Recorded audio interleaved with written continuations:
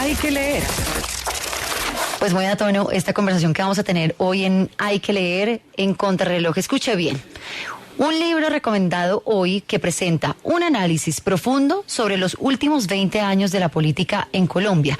Expone los mayores retos que se avecinan en medio de la coyuntura actual en torno a una sola pregunta, y es: ¿para dónde va Colombia? Y por ahí deberíamos empezar, Andrés, con su siguiente invitado. Tremenda pregunta esa, qué difícil responder ¿para dónde va Colombia?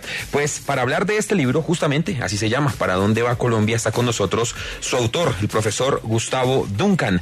El profesor Duncan ha trabajado como docente en la Universidad de los Andes, ha sido investigador de la Fundación Seguridad y Democracia, ha sido profesor también experto en temas de narcotráfico, relación entre criminalidad y construcción de Estado y conflicto armado en Colombia. Y de él pues hemos leído ya algunos otros textos como Los Señores de la Guerra y Más Plata o Plomo, Más que Plata o Plomo, que analizan el fenómeno de la construcción de órdenes políticos alternos al del Estado en áreas periféricas de nuestro país. Además pues ha sido columnista de diarios como El Tiempo, El País de Cali, y también ha sido profesor del Departamento de Gobierno y Ciencias Políticas de la Universidad EAFIT. Él es el autor de este libro que es el recomendado de hoy en Hay que leer. Profesor Gustavo Duncan, muy buenas tardes, bienvenido a Contrarreloj. Muy buenas tardes, Andrés y Rosario. Es un gusto saludarlo. Ya la pregunta y el título del libro es provocador. ¿Para dónde va Colombia? ¿Las personas al final de esto de la lectura van a tener una idea o en realidad van a tener muchas más preguntas a partir de la que usted plantea?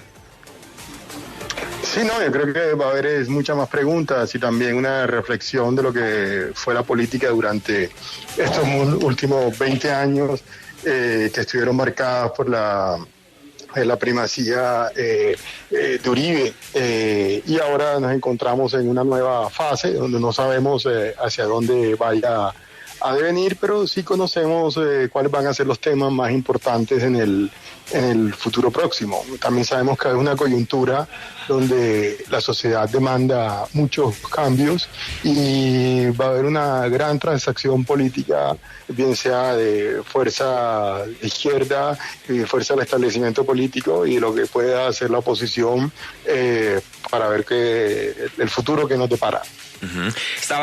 Me llamó muchísimo la atención cuando estaba leyendo el libro, profesor, sobre la génesis, sobre un hecho que a usted le pareció llamativo y que le detonó de una vez la idea de escribir el libro, y es el escenario de clase. Entonces es el regreso de clase a la presencialidad después de la pandemia, y pues usted habla de pescas milagrosas y cuenta usted en el libro que apenas una de sus estudiantes sabía de qué estaba hablando usted, sobre pescas milagrosas, un hecho que además pues conmocionó y marcó para siempre a nuestro país. ¿Por qué estamos olvidando como sociedad hechos pues definitivos como hechos de violencia, hechos de sangre, pues que nos definieron también como país? ¿Eso por qué se está olvidando, profesor? No, lo interesante de cuando llegué a clase luego de la pandemia y pregunté si sabían que eran las pescas milagrosas, y muy pocos estudiantes sabían, pero muchos sabían, casi todos sabían que eran falsos positivos. Es un reflejo de cómo cambió la narrativa y el debate político. Pasamos de una época donde lo primordial era la derrota estratégica de la FARC y la recuperación de la seguridad, a una época donde una serie de temas comienzan a ser más importantes. Entre esos temas está el cumplimiento de derechos humanos, la lucha contra la corrupción, la lucha contra las injusticias sociales, el tema de desigualdad, por ejemplo, es un tema sumamente importante. Antes bastaba con reducir la pobreza, ahora hay una indignación moral entre la desigualdad, y esas son las nuevas demandas de las nuevas generaciones, que se van a tramitar políticamente en la próxima década, y de la forma como se tramite sabremos cómo se van a definir el poder político en los próximos años en Colombia. A esta hora hablamos con Gustavo Duncan, escritor, analista, quien nos presenta hoy su libro ¿Para dónde va Colombia. Yo sí quisiera preguntarle justamente por un tema que se hace súper evidente hoy, por ejemplo, en la capital del país, y pareciera ser como una especie de talón de Aquiles que tiene el gobierno actual, la protesta a gran escala, a mediana escala, a pequeña escala, que usualmente trae pues una cantidad de problemáticas que vienen de hace muchos años, unas muy actuales, pero que pareciera que a profundidad pues no se ve allá en el fondo una luz que uno pudiera evidenciar que algo podría pasar en Colombia. ¿Usted cómo lo analiza, el tema de la protesta social hoy en Colombia? Yo lo veo muy interesante porque la protesta social, es decir, la movilización en las calles, no era tan relevante en la política en las últimas décadas. Es decir, uno no encontraba que la movilización social pudiera incidir en la forma como se iban a tomar las decisiones políticas. Quizá la única movilización social significativa fue la marcha contra la FARC. Pero prácticamente era una refrendación de las decisiones del gobierno. Ahora no, ahora la protesta social comienza a ser un repertorio sumamente importante y a tener en cuenta. Y es además una plataforma de cambio social. Yo creo que eso quedó muy claro en el 2021 cuando el país entero digo al establecimiento político que basta, que se querían cambios y que existía una indignación moral contra la desigualdad. No solo fue el hecho de que se diera la protesta, sino que además de eso había un amplio respaldo de la sociedad, como lo mostraron las diferentes encuestas.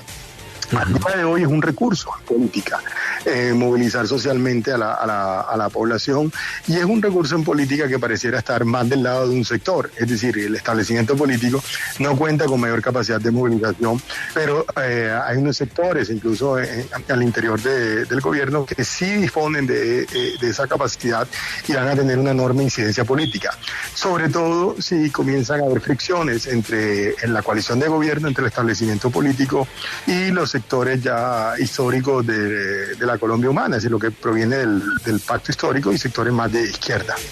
En este recorrido que hace usted por 2 décadas de historia de la política de nuestro país, en uno de los apartados de ese recorrido usted habla de la construcción del expresidente Álvaro Uribe como el centro de la política colombiana. ¿Cuál cree usted, profesor Duncan, que fue ese factor que erigió al expresidente Uribe como el epicentro de la influencia de la vida política en nuestro país? Eso tiene mucho que ver con la idea de las pescas milagrosas, es decir, no hay que olvidar que el país en el 2002 venía del proceso de paz del Caguán, que fue un proceso fallido y además humillante, en que la FARC hicieron una pésima lectura de la situación. Pensaban que se podían tomar el poder y pensaban que, siendo soberbios ante las concesiones del gobierno de entonces, de Andrés Pastrana, iban a obtener ventajas políticas, y resultó todo lo contrario. Uribe logra encauzar todo ese sentimiento contra la FARC, recibe unas fuerzas militares ya transformadas y lidera lo que va a ser la derrota estratégica de la FARC durante los próximos 8 años. Pero todo ese discurso y todos esos logros le sirvieron para posicionarse ya como el gran líder político nacional, en un discurso que comienzan a verse ya las narrativas populistas en Colombia, esa creación del país entre los buenos y los malos. En este caso eran los buenos los ciudadanos de bien, los villanos eran el terrorismo, y eso permitía incluso tomar licencia en términos institucionales, como lo vimos ya con la reelección, con el segundo intento de reelección que no pudo ser.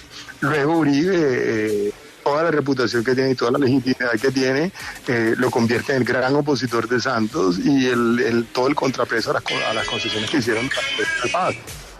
Más aún, tan exitoso fue Uribe en ese momento que gana el plebiscito de la paz, gana el no, y luego logra elegir a Duque.